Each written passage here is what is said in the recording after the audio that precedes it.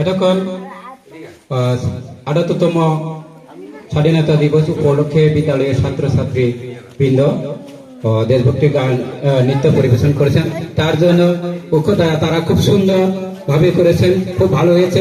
তার জন্য সকলে একবার হাত জোরসে তালিয়ে লাগাও আরেকবার। ওকে, অল দ্য বেস্ট। নৃত্য পরিবেশন পর্ব শেষ হলো।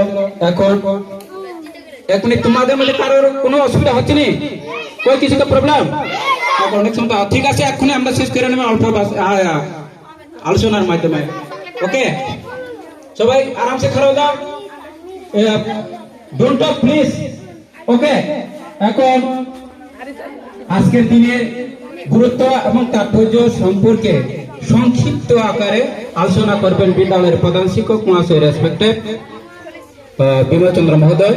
ওনাকে আমি আজকে যে গুরুত্ব সম্পর্কে আলোচনা করার জন্য নিবেদন করছি।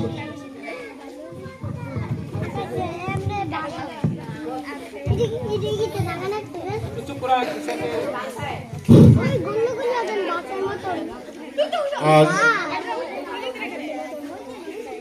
৭৮তম স্বাধীনতা দিবস ভারতবর্ষের এই উপলক্ষে আয়োজিত অনুষ্ঠানে উপস্থিত ছাত্রছাত্রী, উপস্থিত আমাদের এসএমসি কমিটির চেয়ারম্যান মহোদয় আছেন, উপস্থিত আমাদের সহকর্মীবৃন্দরা এবং গার্জিয়ান,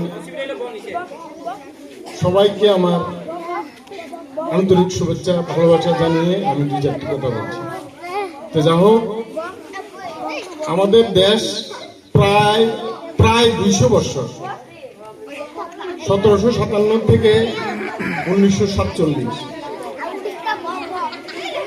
এই এত বছরের প্রায় ২০০ বছরের গ্লানি, দুঃখ, কষ্ট সমস্ত কিছুর মধ্যে দিয়ে পার হয়ে ভারতবর্ষ যখন স্বাধীনতা লাভ করে, শেষ মুহূর্তে আমি দু চারটি কথা বলেই আমার কথা শেষ করছি। শেষ মুহূর্তে ব্রিটিশ সরকার ভারতবর্ষে একটা বীজ বপন করে যায়, যার ফলশ্রুতিতে প্রায় ১.৫ কোটি মানুষ শরণার্থী হয়েছিল। ভারতবর্ষের এই পাকিস্তান, পাঞ্জাব, বাংলা, সমস্ত কিছু, বিহার, সবকিছু মিলিয়ে প্রায় ১,৫০,০০,০০০ মানুষ শরণার্থী হয়েছিল।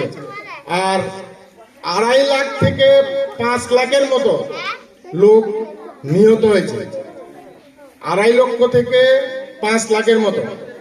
তো যা হোক, এই ২০০ বছরের কষ্ট, দুঃখ কষ্ট কাটিয়ে আনন্দের দিন স্বাধীনতা অর্জন করার পরেও শেষ মুহূর্তে আমাদের এই দুঃখটা থেকেই যাবে। আজ পর্যন্ত ভারতবর্ষ সমস্ত দিক দিয়ে স্বয়ংসম্পূর্ণ হলেও